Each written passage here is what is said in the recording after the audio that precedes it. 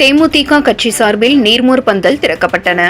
Villupuram K ரோட்டில் அமைந்துள்ள தேமுதிக தலைமை கட்சி அலுவலகத்தில் தேசிய முற்போக்கு திராவிடக் கழகம் சார்பில் கோடையின் வெப்பம் தணிக்கும் வகையில் தண்ணீர் மற்றும் நீர்மோர் பந்தலை முன்னாள் சட்டமன்ற உறுப்பினர் மாவட்ட செயலாளர் எல் வெங்கடேசன் திறந்து வைத்து பொதுமக்களுக்கு மோர், தர்பூசணி, இளநீர், நுங்கு மற்றும் பழச்சாறுகளை வழங்கினார்.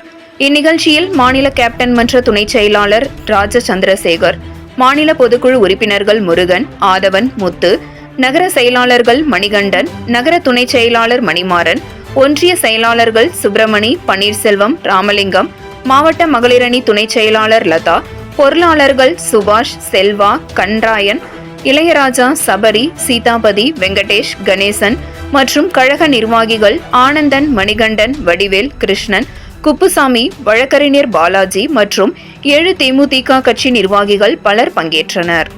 7 Green News செய்திகளுக்காக விழுப்புரம் மாவட்ட செய்தியாளர் எஸ். கலைக்குமார்.